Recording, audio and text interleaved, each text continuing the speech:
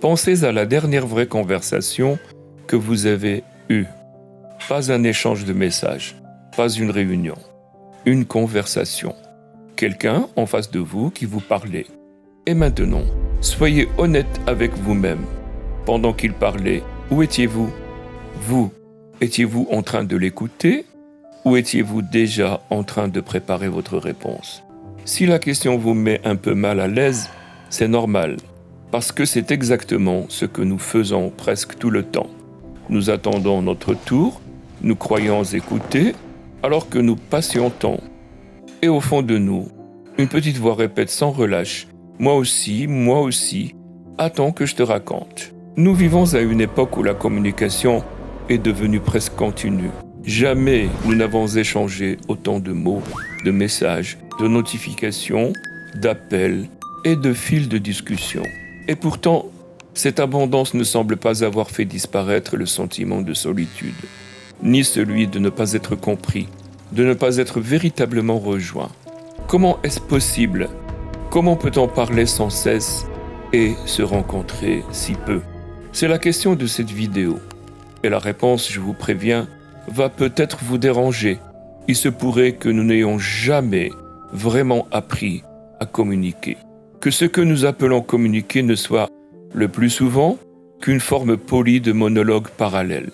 Et qu'il nous faille, aujourd'hui, tout réapprendre, en commençant par le geste le plus simple et le plus oublié de tous, écouter. Commençons par le mot lui-même, communiquer. Nous croyons savoir ce qu'il veut dire, faire passer une information d'une tête à une autre. J'ai quelque chose à dire, je l'encode en mots, vous les recevez, vous décodez. C'est le type de schéma qu'un ingénieur et mathématicien, Claude Shannon, a formalisé à la fin des années 40. Une source, un message, un canal, un récepteur, avec parfois du bruit entre les deux. Cette théorie a profondément transformé les télécommunications et rendu possible une grande partie de notre monde numérique. C'est un triomphe technique, mais ce modèle est devenu, sans que nous nous en apercevions, une manière de penser les relations humaines elles-mêmes. Nous nous traitons les uns les autres comme des terminaux. J'émets, vous recevez. Vous émettez, j'attends mon tour.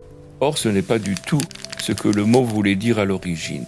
Communiquer vient du latin communicare, mettre en commun, partager. Et communicare est le frère de communis et de communion. Communiquer dans son sens le plus profond, ce n'est donc pas seulement transmettre, c'est faire commun, c'est créer entre deux personnes quelque chose qui n'existait pas avant et qui n'appartient entièrement à aucune des deux. Un espace partagé, une compréhension, parfois même une forme de communion. Vous voyez le glissement. Nous avons remplacé la communion par la transmission, le partage par le transfert de données. Et nous nous étonnons ensuite de nous sentir seuls au milieu de tout ce bruit. Réapprendre à communiquer, ce n'est donc pas apprendre de nouvelles techniques, c'est se souvenir de ce que le mot promettait, avant que notre époque ne le vide de l'intérieur. Cette époque, un philosophe l'a décrite mieux que personne. Il s'appelle Byung-Chul Han. Il enseigne à Berlin et son diagnostic est dérangeant. Selon lui, nous ne souffrons pas d'un manque de communication. Nous souffrons d'un excès. Nous sommes entrés dans l'hypercommunication. Et le problème de l'hypercommunication, c'est qu'à force de tout dire, on finit par ne plus rien dire. L'information devient si abondante qu'elle cesse d'informer. Elle ne fait plus que s'accumuler et la communication devient cumulative au lieu d'être communicative. Mais Han va plus loin. C'est là que cela devient troublant. Il dit que notre époque a expulsé l'autre. Pas l'autre comme contact. Des contacts, nous en avons des centaines. L'autre comme véritable altérité, comme étrangeté, comme quelqu'un qui ne me ressemble pas, qui me résiste, qui me surprend, qui parfois me dérange. Les réseaux et leurs algorithmes ont tendance à nous reconduire vers le semblable. Ils nous présentent ce qui retient déjà notre attention. Des personnes qui nous ressemblent, des opinions qui confortent parfois les nôtres. Peu à peu, le monde risque de devenir plus lisse. Et dans un univers peuplé de miroirs, nous finissons par ne plus rencontrer que des échos de nous-mêmes. Hahn a une formule d'une précision presque cruelle. Il dit que les relations ont été remplacées par des connexions. Une connexion, c'est technique. Ça se branche et ça se débranche. Ça ne coûte rien et ça n'engage à rien. Une relation, c'est autre chose. Une relation suppose un autre qui résiste, qui dure, qui pèse. Nous avons des milliers de connexions. Avons-nous encore des relations? C'est toute la question. Et c'est ici qu'intervient le geste que nous avons désappris. Car pour rencontrer vraiment quelqu'un, il faut d'abord une chose, une seule, l'écouter. Pas l'entendre, l'écouter. Nous connaissons toute cette étrange expérience. Vous commencez à raconter quelque chose qui vous pèse, une inquiétude, une humiliation, une difficulté que vous n'avez peut-être encore confiée à personne. Mais avant même que vous ayez terminé, votre interlocuteur vous interrompt. Je sais exactement ce que vous ressentez. Il m'est arrivé la même chose. Et presque aussitôt, votre histoire disparaît sous la sienne. Il ne voulait probablement pas vous blesser, il cherchait même à vous montrer qu'il vous comprenait. Pourtant, sans s'en rendre compte, il a cessé de vous écouter. Il a remplacé votre expérience par la sienne. C'est l'une des formes les plus ordinaires de la non-écoute. Croire que rejoindre l'autre consiste à ramener ce qu'il dit vers soi. Or, écouter est bien plus difficile qu'on ne le croit. Et la science commence à comprendre pourquoi. Des chercheurs ont étudié le rythme des conversations humaines dans 10 langues très différentes, du japonais au danois, en passant par une langue de chasseurs-cueilleurs de Namibie. Ils ont trouvé un trait universel. Partout sur Terre, le temps qui sépare la fin d'une phrase et le début de la réponse est d'environ 0,2 de seconde. 200 millisecondes. C'est plus court que le temps qu'il nous faut pour produire un seul mot. Réfléchissez à ce que cela implique. Si je commence à répondre 0,2 de seconde après que vous avez fini de parler, c'est que mon cerveau n'a pas attendu la fin de votre phrase pour commencer à préparer la suite. Pendant que je vous écoute, il anticipe déjà, cherche des mots, organise une réponse. Cela ne signifie pas que nous sommes incapables d'écouter.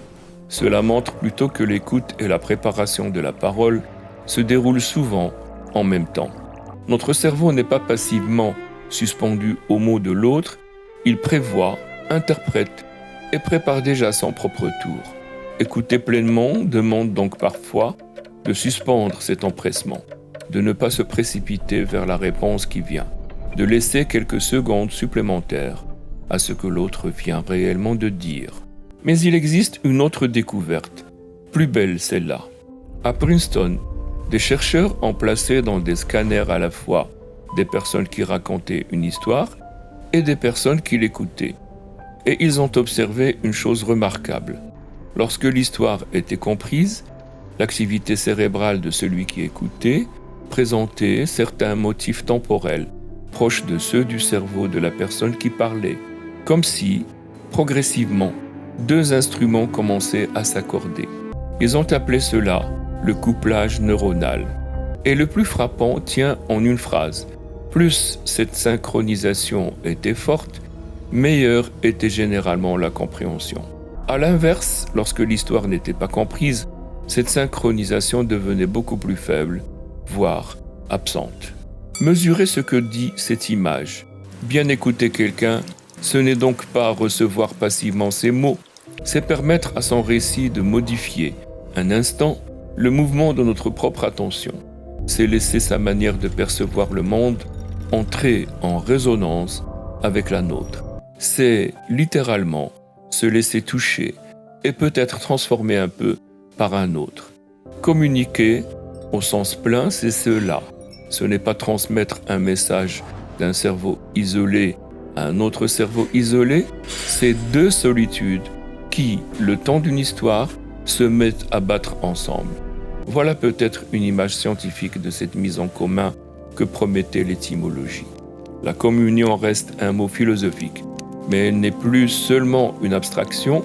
Certains mécanismes de notre cerveau montrent que comprendre un autre, c'est aussi ajuster momentanément notre propre activité à la sienne. Alors, qu'est-ce qui nous en empêche? Beaucoup de choses. Mais commençons par la plus banale, la plus quotidienne. l'objet posé sur la table.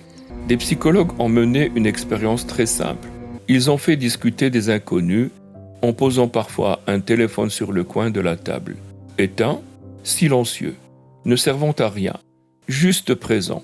Puis ils ont mesuré le sentiment de proximité entre les personnes. Et la simple présence du téléphone, sans qu'on y touche, suffisait à abaisser la qualité de l'échange et le sentiment d'avoir été compris, surtout lorsque le sujet abordé était intime. Ce résultat doit toutefois être accueilli avec prudence. D'autres équipes n'ont pas toujours réussi à reproduire cet effet et la science n'a pas définitivement tranché. Mais l'expérience subjective, elle, nous est familière. Nous savons ce que cela fait de parler à quelqu'un dont le regard glisse toutes les 10 secondes vers un écran retourné. Vous savez que vous baissez la voix, que vous gardez l'essentiel pour vous, qu'on ne se confie pas à une oreille à moitié présente. La présence pleine est la condition de la confiance, et la présence aujourd'hui est peut-être devenue la chose la plus rare du monde.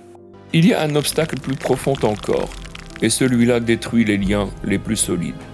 Le psychologue John Gottman a consacré plusieurs décennies à observer les interactions de couples. Ses travaux ont montré que certaines manières de se parler permettent d'anticiper un risque important de séparation. Ce qui fragilise profondément une relation, ce n'est pas simplement l'existence du conflit. Tous les couples connaissent des désaccords. C'est plutôt la manière dont le conflit transforme progressivement le regard que l'on porte sur l'autre. Et parmi les signes les plus destructeurs, Gottman insiste sur le mépris, le ton qui rabaisse, le soupir, le regard levé au ciel, la petite phrase qui signifie « tu ne vaux pas la peine que je t'écoute ». Le mépris est peut-être l'un des contraires les plus violents de l'écoute. Car écouter, c'est déjà poser un acte de respect minimal. Reconnaître que ce que l'autre a à dire mérite mon attention. Là où il y a mépris, il ne peut plus y avoir de communion. Il ne reste que 2 monologues qui s'affrontent. Alors, comment réapprend-on ?